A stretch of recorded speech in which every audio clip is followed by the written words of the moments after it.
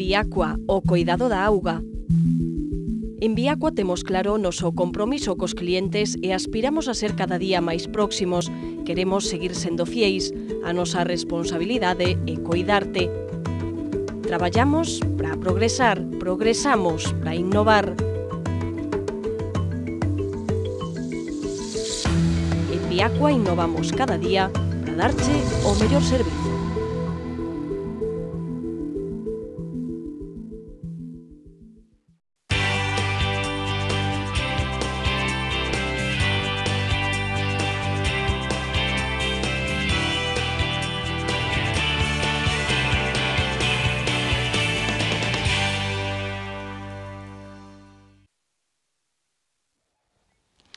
Ola, que tal, como están? Benvidos un día máis ao Faladoiro. Estamos xa preparados para abrir a tertulia con unha morea de cousas que tratar, comezando polos primeiros pasos do novo goberno de Grecia, o goberno de Alexis Tsipras, un goberno no que haberá 10 ministerios ocupados, todos eles por homes. Unha das súas primeiras medidas será subir o salario mínimo ata a contía que tiña antes de que comezara a crise. Así que Grecia, é lóxico, Andalucía, hoxe dicían desde Izquierda Unida que Susana Díaz convoca, adianta estas eleccións autonómicas pro 22 de marzo por egoísmo e por ambicións. Hoxe preguntarémonos se acerta a presidenta andaluza ou se arrisca demasiado. Podemos xa está traballando na lista para esas autonómicas. Parece que estará encabezada esa candidatura pola eurodeputada Teresa Rodríguez, que hoxe dixo, por certo, que lle parece ben que se investigue o caso Monedero, a quen xa dende o PP chaman o señor billetero. Bueno, son cousas das que toca falar hoxe. Houve tamén pleno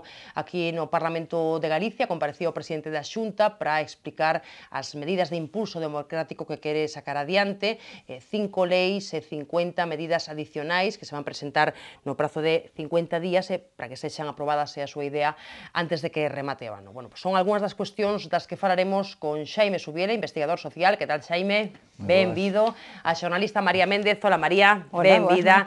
E o catedrático de secundaria Jano Leis. Hola, Jano. Benvido tamén.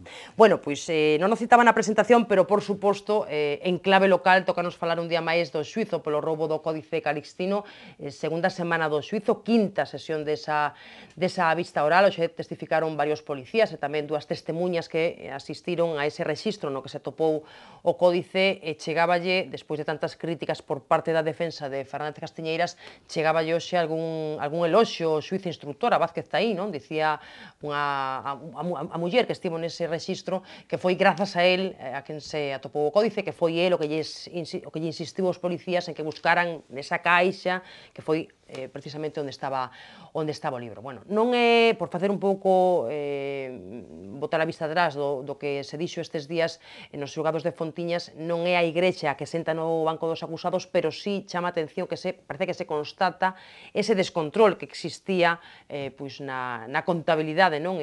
Nos cartos que se recadaban na catedral. Eu pido vos a vos unha impresión sobre o que está sendo este xuizo. A ver, María Méndez, non sei como ves, aparte de que sei que non che gustou moito o exceso de imaxes, fotografías sobre os acusados, non? Sí, bueno, a mí pareceme que todo o que sexa sobrepasarse no mediático pois non é acertado, sobre todo cando é unha sede judicial. Isto digo unha xornalista. Digo eu que sou bastante crítica moitas veces con o noso mesmo sector. Pareceme que pódese informar igual, pódense facer unhas instantáneas magníficas sin chegar a ese especie de acoso aos imputados, sobre todo cando hai outros casos como o de hoxe que foi a declarar o señor Pujol en Cataluña. Ali en sede judicial non se admitía ningún fotógrafo, por tanto, habería que ter límites, eu coido sexa o cidadán que sexa, non? Eso sí, informar, por suposto, pareceme que... Pero vemos moitas diferenzas, non? Sí, moitas diferenzas, do caso. Hombre, claro.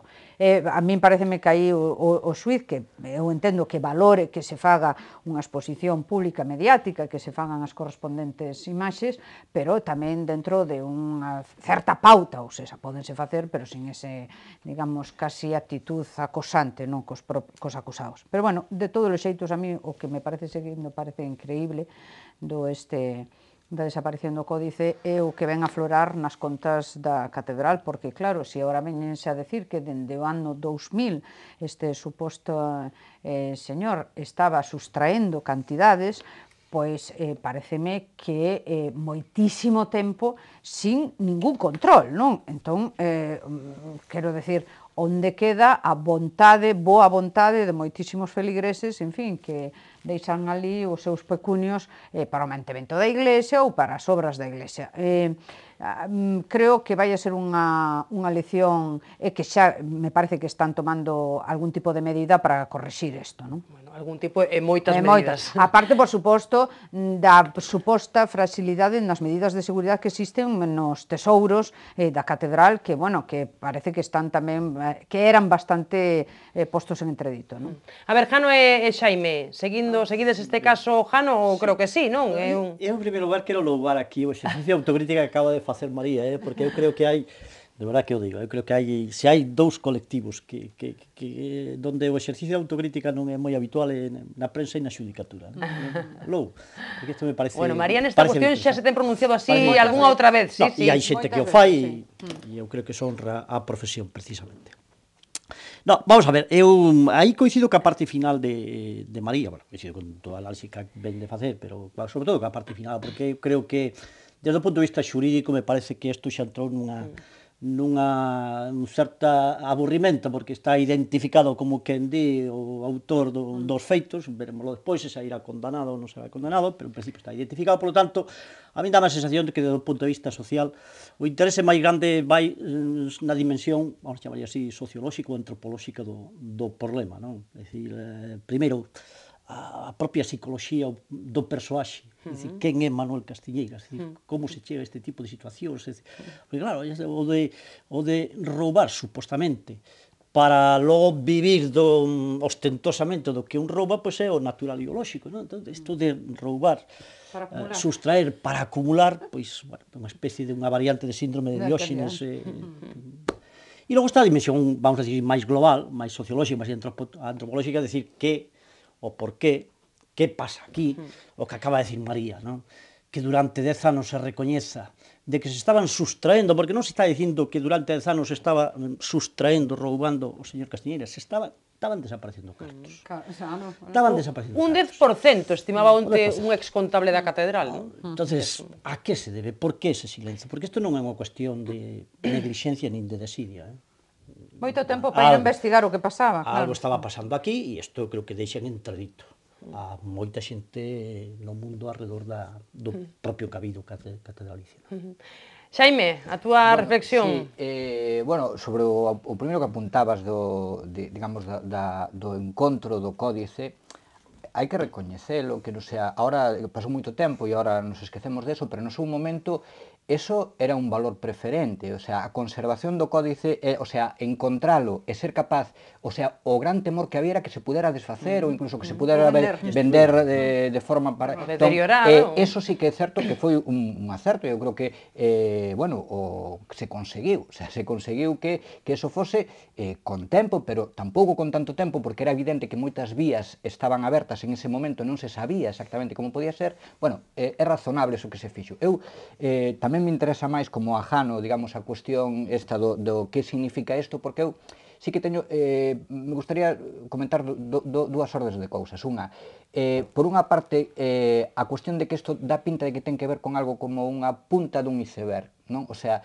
que o que está, que este señor é un elemento que deixa por debaixo cousas, dá a impresión de que bastante turbias en ese mundo, francamente. O sea, sei que estou levantando unha sospeita que non podo demostrar, pero que saíron moitas cousas. Bueno, é certo que pola cidade circularon tamén historias, non? E hubo moito morbo tamén en redor deste caso, non? Eso está claro. E outra cousa relacionada con esta, sin máis netamente sociolóxica, que é que este tipo de organizacións de orde pechada, digamos que son pouco porosas a conexión co que pasa na sociedade e pouco porosas a ser, digamos, vinculadas ao que os usuarios desas asociacións, os activistas, os militantes, os crentes, en ese caso, desas, é bastante habitual que sucedan estas cousas. Cando os espacios son pechados e non hai unha conexión co que pasa co mundo ao redor,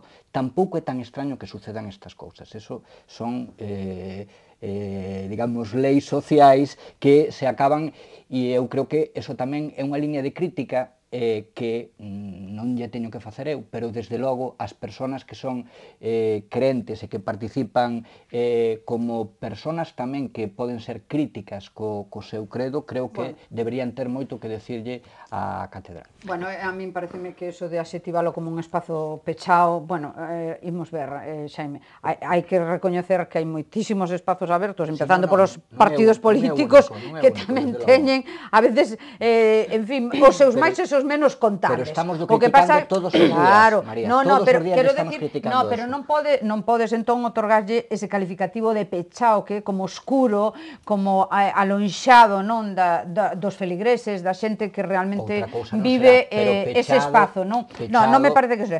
Non, o que pasa que eu entendo que sí houve unha certa indolencia, por decir algo, unha certa indolencia á hora de establecer un criterio contable, porque de feito hai algún testigo que dixo, daba como sarpullido falar de contabilidade. Bueno, pois unha certa indolencia á hora de establecer, aquí hai que levar, pois como unha, digo entre comillas, empresa ou sociedade ou ONG ou que fora, un certo control dos cartos que entran, dos gastos, etc.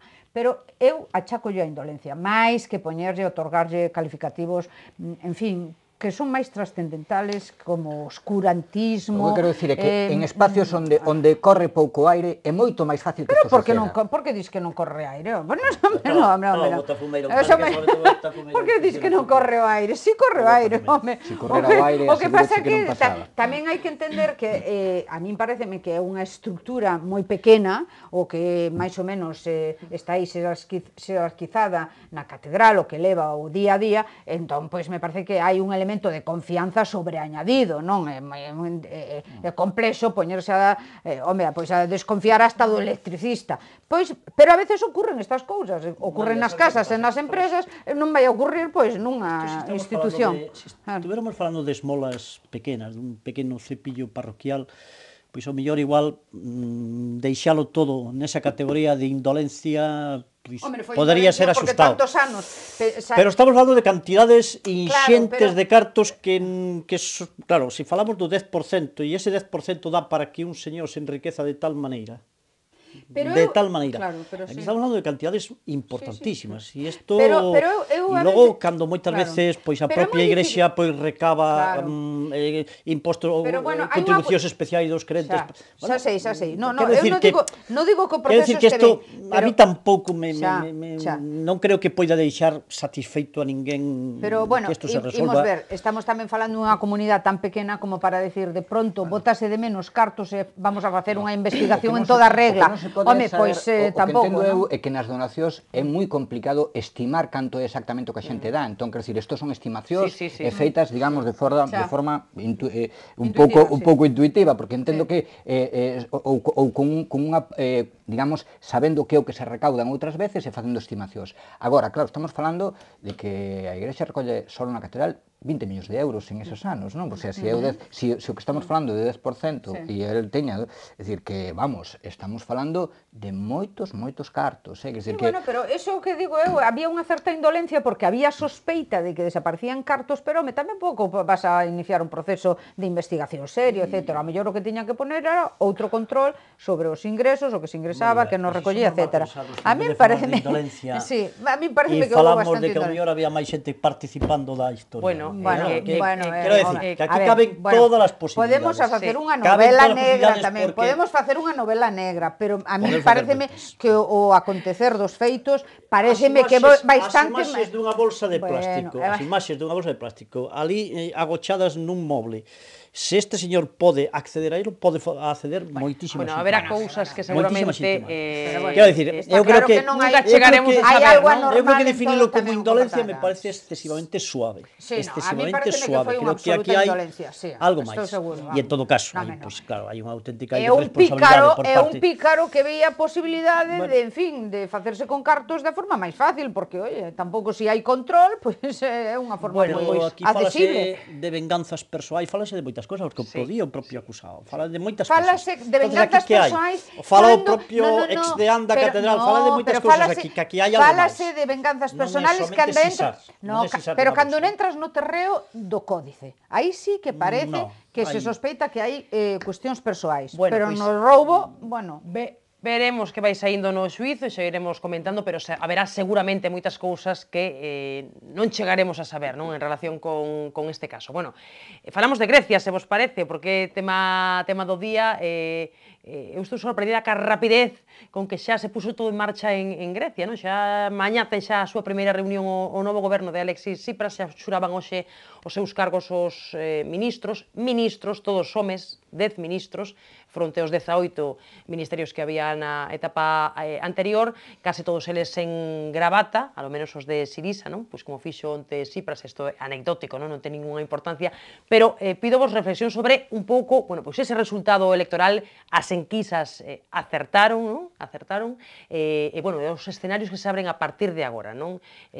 Bueno, vai ser que en Sirisa de pois contentar o seu electorado e por outra parte, pois facer o que ten que facer. A ver, Xaime Subiela, que cree?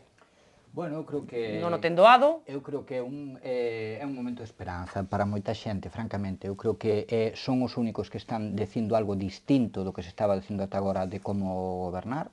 Entón, creo que son os únicos que lle plantaron cara directamente a cuestión da austeridade, o sea, outros intentaron antes facelo, como foi no caso francés, e enseguida abandonaron, digamos que a ortodoxia imperou, e estes foron os únicos señores que dixeron acabouse e puxéronse en frente e de forma clara dixeron que nos dá igual que nos metades medo, nos vamos a intentar outra cousa, porque non é posible que nos afoguedes máis. Entón, agora, claro, agora ven o difícil, é evidente. A min hai unha cousa que non me gusta nada, que ese goberno sexa todo de homes, francamente, me parece moi molesto desde unha perspectiva, digamos, de esquerdas, como eles queren propoñer, me parece que todo o contrario, si ben lembro, Sirisa ten no seu símbolo 3 bandeiras, unha primeira é roxa, pero outra é verde e outra hasta xuraría que é malva. Quero dicir que os seus valores son tamén os da igualdade tamén en ese plano, entón eso é algo que me disgusta especialmente.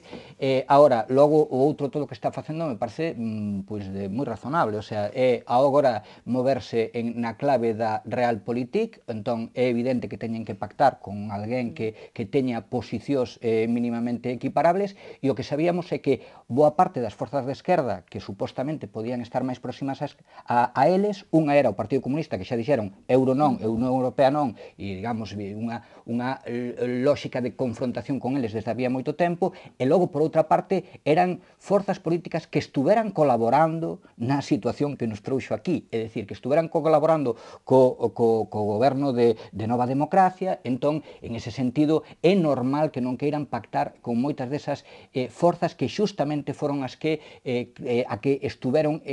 mantuveron esa lógica de statu quo, de establishment sobre a conformidade co que mandaba Bruselas e que os ten agora completamente afogados. E entón, ora, o reto é enorme, pero tamén é casi o único alternativo que existe hoxe encima da mesa en Europa e, polo tanto, para moitos se nos abre un fío de esperanza. Bueno, pois Xaime satisfeito con ese resultado electoral en Grecia. A ver, María Éjano, concordades con el? Que pensades? Bueno, a min o que me gustame moito é a lectura tan generosa que fai Xaime en esta ocasión, porque notase que ten algún tipo de simpatía, pero bueno, quero decir, a análise que se pode facer máis que esperanzador é preocupante. Por unha cuestión, falo sobre todo en clave europea, non o falo en clave, digamos, doméstica do propio país grego. Primeiro, eu, con respecto á configuración dun goberno que non teña mulleres, pareceme... Eu tamén o digo en clave europea. Sí, é unha esperanza para toda Europa, porque son máis cuestión... proeuropeos hoxe e Sirisa que boa parte dos que están dicindo que son máis europeos. Se me deixas a mellor... No, estou de acordo, a mí me gusta que me interrumpen, non me importa, pero pero vouche a ir ao matiz, despois de decir que tamén non me parece Primeiro das razoable mulleres, non? que non se haya incorporado ninguna muller ao goberno, pero bueno, tampouco, a min, de verdad, non me parece unha valoración moitísimo, non vou ir moito máis alá por o feito de que non as leve. Bueno, xa as levará ou xa se incorporará o que fe. O que sí me sorprende, o que sí resulta preocupante, é que un partido, porque parece que aquí os extremos empezan a tocarse, ou seja, un partido de, digamos, ultra esquerda, de pronto este en posición de aliarse con un partido conservador nacionalista. É increíble. Ou seja, estos xogos malabares de alianzas tan espúreas, porque non realmente poucas cousas, moitísimas materias están absolutamente diverxentes, e moitísimas materias en políticas exterior, en políticas de defensa, en moitísimas políticas son absolutamente diametralmente opostos, e resulta que agora alíanse para conquerir unha maioría absoluta. Pareceme xa, quero decir, perdona, bueno, pero pareceme preocupante por unha sincera razón, porque o que sí están no fío do discurso os dous partidos é que os dous están sempre con ese discurso de que a troika, como ti ben comentaches, afóganos, entón temos que ter un discurso un pouco anti-europeo para xogar a obter algunha ventaxa. Pero sabes o que pasa? Eu agora falo en clave europea.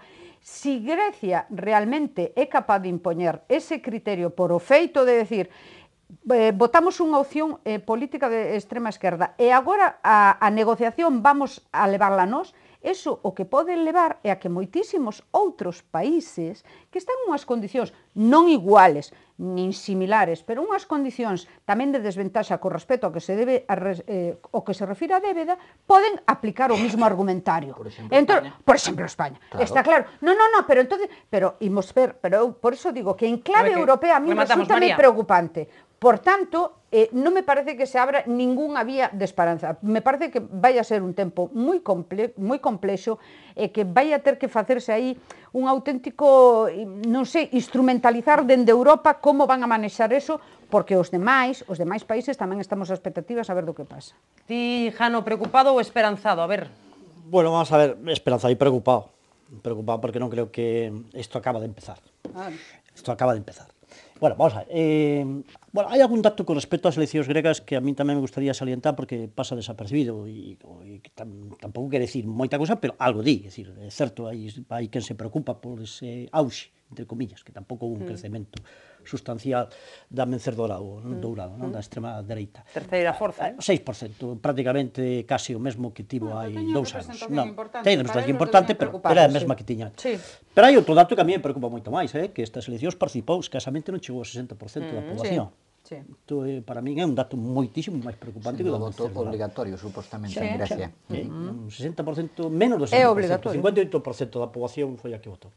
En segundo lugar, queda consagrado en principio un fenómeno bipartidista, que tanto denostamos os bipartidismos e resulta que agora hai un bipartidismo en Grecia, que irámolo ou non, hai un bipartidismo, quer decir que os bipartidismos por definición en principio non teñen por que ser maus, non teñen por que ser maus. En terceiro lugar, no que corresponde a España, hai un certo fiasco Raxoi, non? É o único mandatario prácticamente europeo que foi apoiar ali os que logo despois rematan perdendo. Fiesco Rajoy, triunfo Pablo Iglesias, entón? Non, triunfo Pablo Iglesias, non, en todo caso, vamos a decir, é asociarse a unha derrota en Grecia. Bueno, pero despois, fora diso... Só un momento, a mí pareceme que Mariano Rajoy, máis que ir a facer un apoio expreso, que tamén, por suposto, que a presenza o fai, a unha opción política, exactamente, non. O que sí facía era decir unha defensa ultranza de que as medidas que están a implementarse ou da disciplina presupuestaria, etcétera, son as correctas. Eso foi o que foi a decir, non? Ese posicionamento políticamente queda derrotado. Claro, eu creo que... Non sei por que lle encargaron a él esa tarefa. Non sei, pero bueno, alá foi.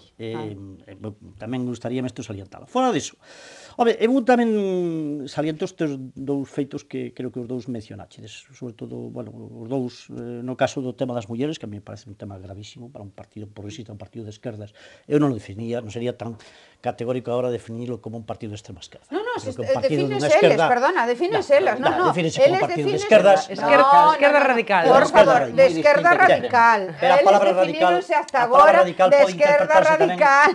pode Porque non querían interpretarse- entrar en colisión con Bien, outras pero formacións non- de esquerda. non- No, é unha eles esquerda, mesmos, eu ademais, non. moi plural. Entre os actuais ministros, eu creo que hai 2 ministros, polo menos, que foron membros do PASOK. Tanto non é tampouco unha esquerda tan radical, non? Bueno, o tema das mulleres é que me parece un tema, vamos, gravísimo. Extremadamente grave. Desde o meu punto de vista, por me parece extremadamente un partido europeo, un país europeo, como é Grecia, e no momento no que estamos, pois que non haxe ninguna muller nese goberno, xa non falo da paridade, que sería, creo que, e parece ser que non está dentro das súas prioridades. Tamén é certo que a segunda parte, o pacto con un partido conservador, que non deixa de ser unha escisión de Nova Democracia. Está claro. Non deixa de ser unha escisión de Nova Democracia, é dicir, que participou nos gobernos de Nova Democracia. E, polo tanto, participou tamén nas políticas. No, que se puxo de Pero maneira un partido, frontal mira, ao memorándum, o sea... pero isto, si queres, podo hasta certo punto admitilo, pero isto demostra unha cuestión, que ás veces os pactos por tacticismo oportunista teñen que existir, e isto é algo que moitas veces determinado tipo de partidos aquí neste país o negan. A veces hai pactos que se poden chamar a veces pactos contra a natura, pero por razón de Estado, e eu creo que neste caso razón de Estado que ten Syriza, pois se chega a este tipo de pactos que poden definirse como certamente contradictorios, Bueno, pois, home, traslademos a outros escenarios políticos e non señamos tan puntillosos á hora de definir determinados pactos que fan os partidos políticos, insisto, por interés de Estado. Ollo, os gregos independentes é un partido eurófobo, non é un partido euroescéptico. Eurófobo, exacto. É eurófobo. A min eso me preocupa enormemente, sobre todo tendo en conta un dato, que de todas as enquisas de opinión que se fan en Grecia hai unha cousa que é curiosamente anecdótica ou contradictoria. Casi o 70% da poboación grega non quere sair da eurozona. Se expresa cantidad de queixas con respecto ao funcionamento da troika e tal, pero non queren sair de Europa, non queren sair da eurozona. Bueno, aí me parece que hai unha pequena contradicción que se explica en clave de afortalar determinados posicionamentos de forza cara a negociar ca troika. Exactamente, pero é Pero, iso que che vai decir, Jano. a mí dá a sensación de que este é un pacto é tamén un puro- conxuntural, é un que este un pacto puramente eu albisco, tanto. e xa o dixen aquí nunha tertulia anterior, A ver, que eu creo rematamos. que vai haber algún tipo de acordo. Non vai Sí, ser o vai acordo haber, que queira sí, claro, Syriza, está claro. non o vai ser, e creo Pero que... non vai a ser nos términos que No, plantea para nada. Syriza. No, para nada. Entre outras Vai haber cousas, unha enorme bueno, decepción, claro. probablemente, en Bueno, certos sí, sectores, sí, sí. A ver, e probablemente aí se sí, acabará sí, sí. este goberno, e posiblemente o Porque novo goberno a- seña con topo tamén, etcétera, etcétera, un Porque partido máis de centro. hoxe a primeira medida que se adopta é o establecemento de un incremento do salario Sí, queren mínimo duplicar. que se ubica nos niveis luz de gratis- antes da e luz crise. gratis Pero para máis de resulta, 300.000 que fogares, sí. mañán mesmo xa teño o vencemento de 14.000 Sí, millóns é que de euros. esa é a razón das presas de conformación do exactamente. Entón, aí Mañán van a ten ver que como empezar. xogan con esos dous Bueno, equilibrios. os retos, porque xa aquí- decía Xaime, son inmensos. Aquí sacar Sí. con esos da chisteira sabemos Sí, complicado, Xaime. Bueno, eu a cuestión De esta maneira telegráfica e a todos. cuestión esta de que de quen son a xente que está a favor de Europa. Bueno, eu creo que desde logo Syriza é unha alternativa para conformar un proxecto europeo completamente alternativo ao que existe, que está secuestrado por unha versión neoliberal, reduccionista e a favor dos intereses de unhos poucos Eso que está parece un pouco dogmático, nada máis, Home. O sea, secuestrado no. Mira, aquí Hombre. hubo 23 países. No, perdona, por favor, pero ¿cómo falamos con esa puerilidad? Por favor. Aquí hubo Eu 26 son máster países. en Unión Europea. Mira, aquí hubo 26 Hombre. países que firmaron. Todos asumiron un pacto de estabilidade. Todos asumiron con soberanía plena. Quixeron decir, imos a poñer unhos límites presupuestarios Mandados e o por asumir. quen? No, mandados todos. Reuníronse. Oye, imos Vamos ver. a ver. No, A ver, o no, máster en a Unión ver, Europea, a por ver, favor. non sei si Pero toca. con brevidade. Aquí de secuestro nada. Aquí fomos todos a esa aventura porque quisemos. A ver, xa te matizou María. Non sei se toca ahora isto, pero a ver, houve unha escora por parte da Unión Europea que ten que ver coa conformación dunha tecnocracia que fundamentalmente estaba introducindo o que había que facer en Europa e onde marcaba as pautas que tiña unha inspiración netamente neoliberal. E non solamente era así pola cuestión, digamos, da ideoloxía, do dogmatismo, que aí sí que era dogmatismo que lle aplicaba a todo o mundo. No, era pura necesidade. Era pura necesidade. A ver, que remata Xaime, que aparte temos que ir a publicidade case. Senón tamén polo interese, porque tamén estuvemos vendo as conexións, as famosas portas xiratorias, as revolving doors, pois aí se vía tamén de forma clarita onde estaban Goldman Sachs e onde estaban os técnicos da Troika e onde estaban incluso os presidentes de algúns países que foron postos por Goldman Sachs. Entón, que significa Siriza? Rematamos. Enfrentarse a eso. E entón, o que abre unha, non digo que sexa capaz de conseguir todo, por suposto que non, pero polo menos rompe a lógica de non hai alternativa, que é a lógica que estaba imperando en Europa, que é solo hai un camiño, isto ou o desastre. E vamos ver se hai outro camiño, porque o desastre xa o coñecemos. Desastre vai ser se non imos a publicidade, así que temos que, nada, telegráficamente, por favor. Digo que o que pasa que nós habíamos tido a experiencia de políticas expansivas que nos levou a donde estivemos. Entón, sí, querido, sí. Entón, sí. Entón, e Estados Unidos non, non? Esas políticas expansivas en Estados Unidos... Non compares o escenario europeo co escenario, non ten nada que ver o Estados Unidos, o manexo que ten dunha moneda única, co que ten con 27 estados absolutamente soberanos e federales e incapaces moitas veces de asumir... Estabas falando das políticas expansivas. Exactamente. Bueno, pois as políticas expansivas... Non, porque as políticas expansivas leváronnos e estivemos en unha situación moi complicada en todo o continente porque nos levou a unha situación de débeda insostible. Que non teño tempo. Ou reconducíamos o camiño, o paso, ou non sei o que pasaría. A débeda non existía antes da crise. E se houbo a crise foi porque se pasou ao ámbito público moitos dos problemas que tiñan que ver coas necesidades sociais e outras porque moitos pufos, digamos, aquí o vimos, os pufos bancarios acabaron sendo parte do público. E iso foi o que inflou esa débeda. O mellor laboratorio deso tes en Grecia. Mira o gasto público que tivo e como acabaron. Tercia e Jano, que temos que ir a publicidade. Vamos a ver, eu doi a razón, quedo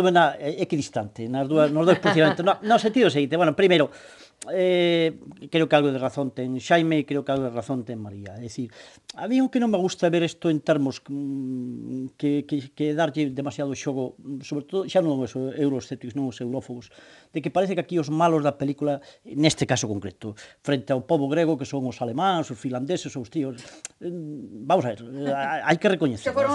Grecia estivo mentindo sistemáticamente con respecto á súa situación económica. Nova democracia, que falseou os datos. E tamén o pasou con o seu dato. É Papandreou quen descubre realmente o nivel de déficit escandaloso que tiña Grecia. De débeda que tiña Grecia.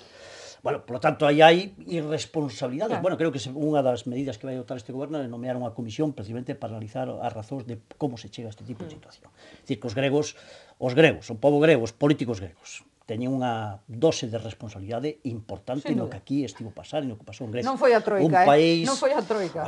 Nova democracia e o PASOK. Non foi a Troika, non foi a Troika. Non foi a Troika que interviu na débeda. Na realidade non se lle pode outorgar a Siriza, porque Siriza non participou no goberno, eso é meridianamente claro. Pero quero dicir que... E rematamos, a ver, a última frase. E logo, en segundo lugar, é dicir que tamén é certo que os alemáns, os gobernos finlandeses, os gobernos tíos, cando están defendendo o seu interés, están defendendo tamén o seu electorado. O seu electorado, porque isto non son caprichos de Angela Merkel, bueno, non, pero o electorado, a Alemania ten neste momento un problema serio con o Partido Alternativa Republicana, me parece que se chama así, la República Alternativa por Alemania, partido de extrema dereita.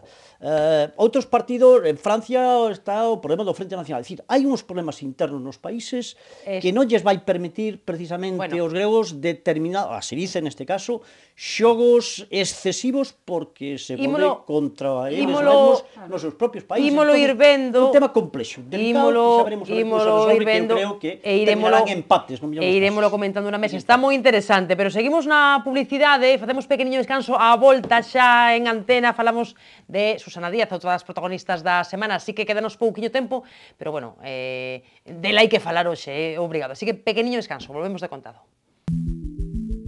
Viacua, o coidado da auga.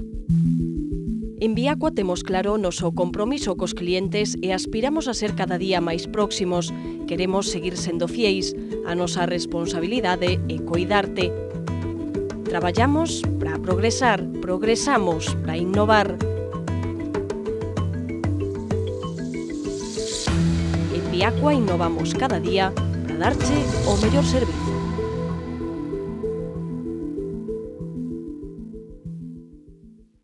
Seguimos no Faladoiro, hoxe acompáñannos Jano Leis, María Méndez e Xaime Subiela, quedámonos nun momento interesante falando de Grecia, pero temos só 17 minutos de programa, enredamos moito na primeira parte, hai que falar de Susana Díaz, dese adianto electoral, eleccións autonómicas en Andalucía o 22 de marzo, e a pregunta que vos fago é se acerta, se arrisca demasiado e se vos creedes iso que insisten decir de que lá o lugar no que quere estar é Andalucía. A ver, María Méndez...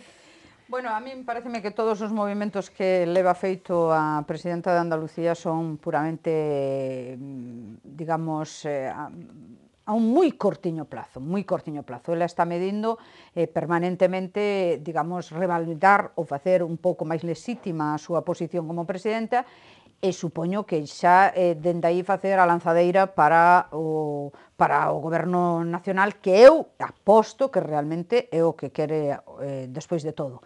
O que non sei é como lle vai a salir todas estas procesos nos que se mete, porque claro, pode ocurrir de casi todo, sí, que non teña tan maioría, ¿no? Que teña que volver a pactar con Esquerda Unida, que teña sobre todo que justificar ante os seus electores que despois xa está disposta a irse á carreira nacional. Paréceme que meteuse, en fin, un proceso bastante diabólico que hai que ver como remata. Bueno, María non sabe como lle pode ir nas autonómicas. Jano, que cree? Que lle vai ir ben a Susana Díaz? Díaz? Vamos a ver se acerta, ímolo ver, dentro de moi pouco ímolo ver.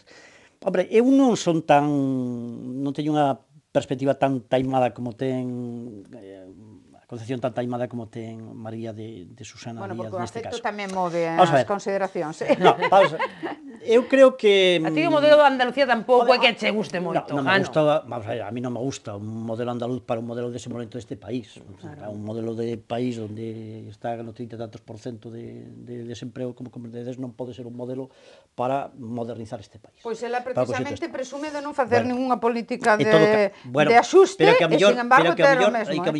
O que non canta é débeda. As condicións estructurais do país, o mellor non permiten outra cosa. Non sei. Bueno. En todo caso, hombre, vai parece un escenario demasiado forzado. Presentarse unhas eleccións para gañalas e dentro dos meses presentarse as eleccións españolas. Me parece forzadísimo eso. Eu creo que eso non está, creo que non está na mente de Susana Díaz. Eu creo que se as gana, pois creo que o candidato á presidencia do Estado vai ser Pedro Sánchez, aí veremos que é o que pode pasar e eu creo que na recámara si vai estar Susana Díaz para o futuro.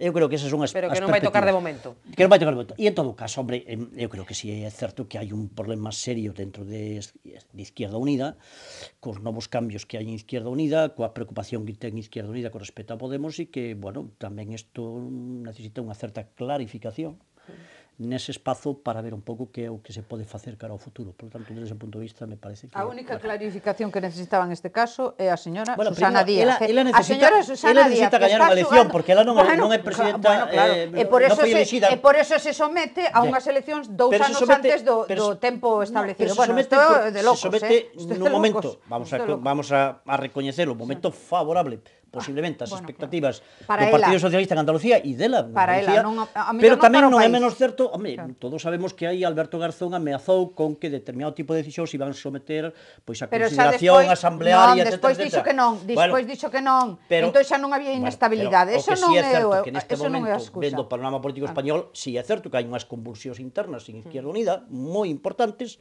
que ainda non sabemos en que van rematar e todo isto, bueno, convén tamén sedimentalas para ver un pouquiño que que se pode facer cara ao futuro. Pero, bueno, en todo caso, me parece que se está xogando, en principio, en clave andaluza. Logo, despois, xa veremos. Xaime, ti que dis? Bueno, eu creo que isto, desde logo, non ten nada que ver coa xustificación que están poñendo encima da mesa, non ten nada que ver coa estabilidade, non ten nada que ver coa estabilidade, porque é evidente que o seguinte goberno vai ser menos estable que este, porque vai haber máis elementos en xogo, e desde logo non vai ter o Partido Socialista maioría absoluta, nin de longo, vamos, eso é imposible, entón vai ter necesariamente que pactar con outras forzas, entón o único que está intentando xogar é na cuestión de si podemos ganar estas eleccións, que como sabemos, o reparto desigual da lógica socialista no conxunto do territorio, significa que serían as únicas que podrían gañar. Non podría gañar en ningún sitio o Partido Socialista. Bueno, Asturias, efectivamente.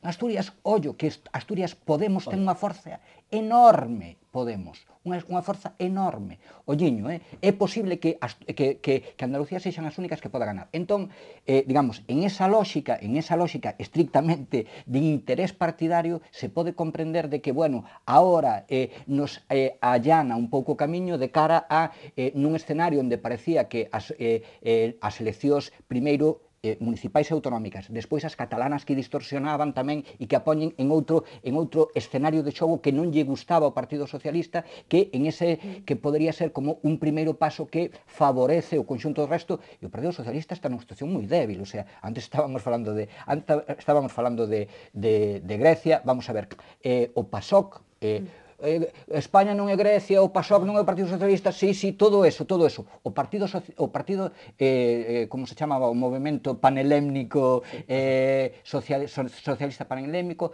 era o elemento central do sistema de partidos grego, o principal, o que gobernou durante máis anos, desde o ano 81, casi cunha historia paralela, tamén estaban en contra da OTAN, tamén non sei que, entraron no ano 81, unha historia moi paralela do Partido Socialista. E onde está hoxe? Hoxe está en menos do 5%, que non entraría. Pero gobernou con Nova Democracia. Bueno, vale, sí. Non digo que non. É que a situación económica dun país e outro non teñe moito que ver, e, por tanto, a tendencia do voto non é así. Non digo que non sea o mismo, non digo que sea o mismo, para nada. Ahora, o elemento de erosión da credibilidade do Partido Socialista polas políticas que fixo é equivalente. E entón, en ese sentido, está claro que ahora ten que intentar salvar os muebles. Sobre a cuestión concreta de Susana Díaz, vamos a ver, si esto en realidade é un movimento, como decía María, tacticista para ir ás eleccións españolas, me parece unha burla e unha tomadura de pelo aos andaluces. Bueno, pues estou convencido, sinto por os andaluces, pero estou convencido de que é así. Eso sí que me parecería, pero de unha baixeza enorme. Si está en outra lógica, a min, me parece tan lexítimo como calquera outra decisión. Ahora, si despois resulta que ela, despois de prometer que vai estar aquí, de alguna maneira insinuar de forma bastante contundente que vai estar, logo dá ese paso, me parecería, dunha baixeza, e me parece que lles vai volver en contra, porque o que xa conseguiron foi, en calquera caso, foi erosionar a candidatura de Pedro Sánchez. Ahora está ninguneado. Pedro Sánchez, quen é no Partido Socialista? Despois disto que fixeron, ahora ainda que se volvan atrás, non sei que, non vai ser candidata, pero xa ahora quen é? Eso callou xa, non? Si ti acabas de decir na primeira parte da túa intervención, ben dito, de que se non responde esta convocatoria de eleccións a unha cuestión de inestabilidade, porque non hai situación máis inestable nun goberno que non te aproben os presupostos, e os presupostos da Comunidade Autónoma de Andalucía están aprobados. Por tanto, esa suposta inestabilidade non existe, e, sin embargo, convoca eleccións. Cal é o problema? Que dentro de 3 meses diga, queridos andaluces, chámanme para responsabilidades máis altas e teño que presentarme de candidata. Eu estou seguro de que vai ser o seu. Facendo especulacións gratuitas de momento. Pero algún día diremos que a estrategia respondía a eso. Compartiría con Bosco que me parecería unha grande decepción para os andaluces que se presentase unha elección en Andalucía para dentro de 6 meses presentase as eleccións de España. E aí compartiría con Bosco. O que pasa é que eu creo que de momento non creo que haxa ningún tipo de dato que apunte nesa dirección, porque en tanto que me parece demasiado pronto, demasiado cercanas. E en segundo lugar, non creo eu que Susana Díaz, despois de gañar en Andalucía, se presentase a unhas eleccións a nivel de Estado donde non está garantido precisamente o éxito nin siquiera da esquerda. Por tanto, creo que, conxeturar neste momento que toda esta xogada se fai coa finalidade puramente personal, dunha carreira personal, dunha señora para...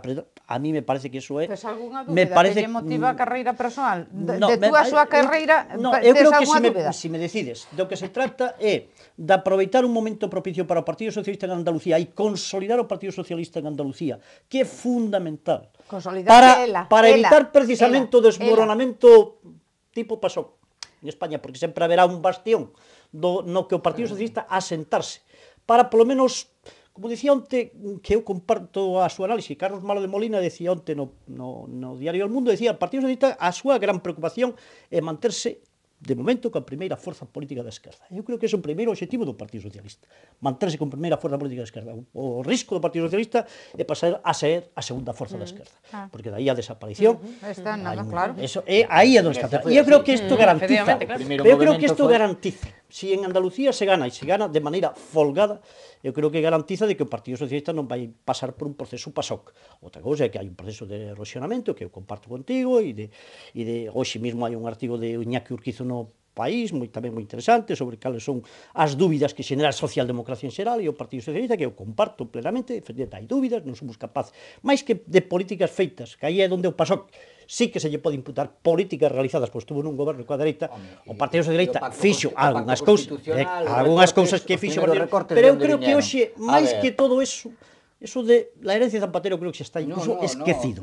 Máis que todo eso, hoxe é a dificultade que ten a socialdemocracia coas principales políticas de recortes.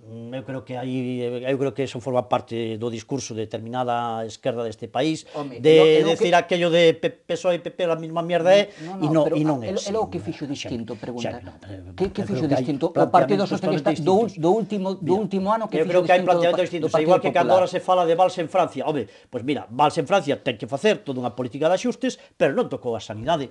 Xa reforzou a educación, por exemplo, en Francia. É dicir, hai diferencias graduais que están aí, que xa veremos o caso grego. No, hai diferencias de cantidades, perdón. No, e de prioridades. Vamos a ver. Hai diferencias de cantidades. Pero hai alguén que poida pensar... Remata xa, logo María. Pero hai alguén que poida pensar que neste momento hai algún país no mundo que é soberano. Que hai algún país en Europa que é soberano. A ver, que hai algún país que Grecia pode ser soberana, ou España pode ser soberana. Non, señamos serios, digamos, hai un marxe de maniobra, e ese marxe de maniobra no que tes que xogar. Hai quen xoga neste marxe de maniobra neste lado, e hai quen xoga polo medio, e hai quen xoga por este lado. Pero hai marxe de maniobra, estamos condicionados. A ver, María Xaime. Esto de la soberanía es un cuento chino. Non andar con tonterías con la soberanía. Non hai ningún país, ni siquiera las grandes potencias hoy son soberanas. Ni siquiera Estados Unidos hoy es soberano en unha economía global.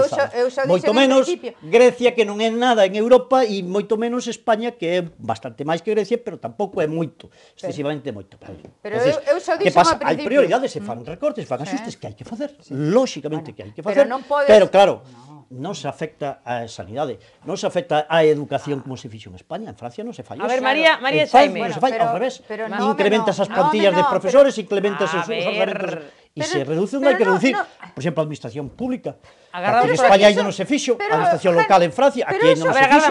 Agardamos, Jano. Imos ver, pero diferencias. Hai diferencias sobre todo económicas, sobre todo económicas. Non teñen nada que ver coas políticas que fai Feijóo en Galicia. Nada que ver. Pero hai unha diferencia enorme entre a situación económica de Francia e de España. Para empezar, a débeda que teña un país de outro. No, home, no. Francia ten problemas de competitividade. Francia ten problemas de competitividade tan grandes como pode ter España. Pero imos ver... A única cifra é o paro. Agardamos, que a xente non se entera. A ver, María, logo Xaime, que estamos rematando. O ano pasado foi o primeiro ano que non creceu o PIB en Francia, e nos levábamos decrecendo hai 4 anos. Non ten nada que ver.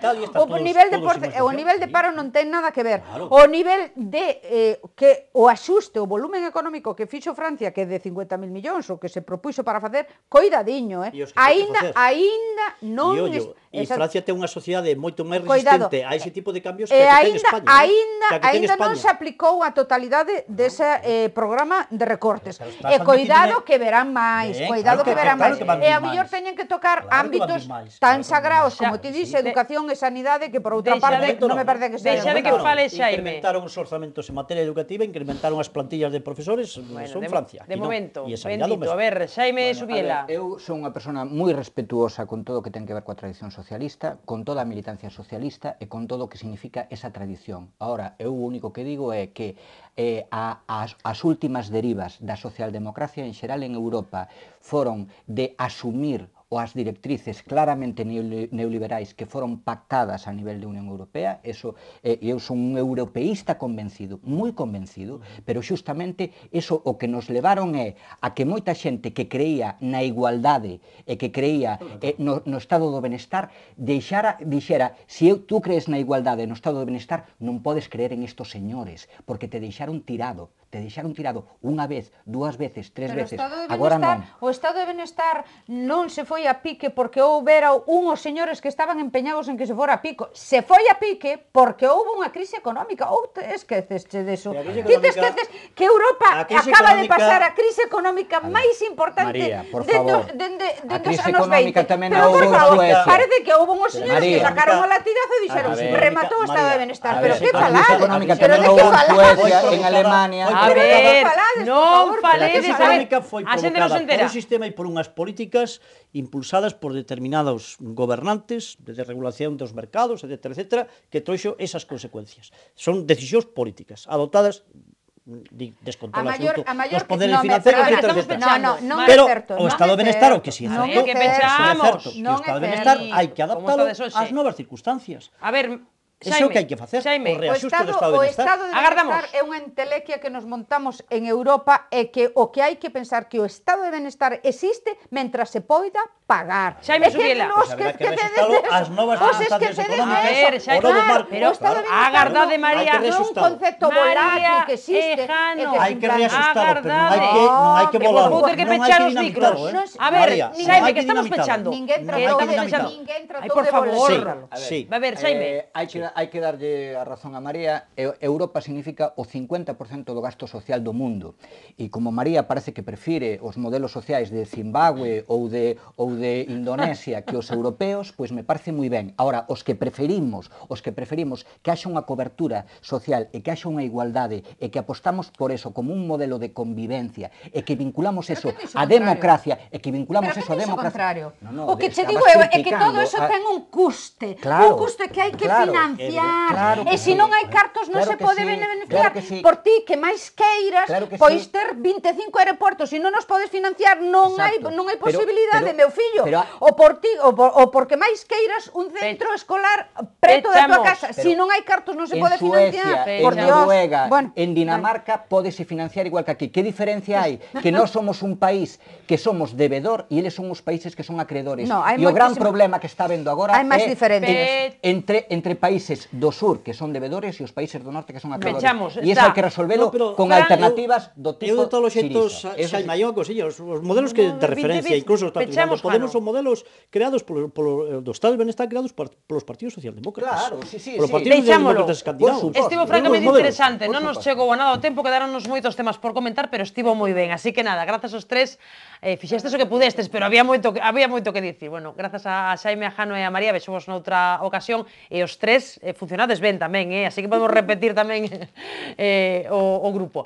Grazas a todos por seguirnos. Mañá, actualidade local, estarán connosco presidentes de asociacións de veciños do rural, que tamén existe o rural de Compostela e ten moitas demandas. Será a hora de sempre. Grazas pola súa compañía, que descansen.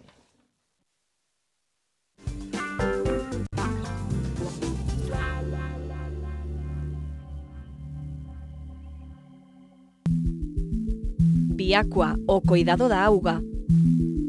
En Viacua temos claro o noso compromiso cos clientes e aspiramos a ser cada día máis próximos. Queremos seguir sendo fieis. A nosa responsabilidade é coidarte. Traballamos para progresar, progresamos para innovar.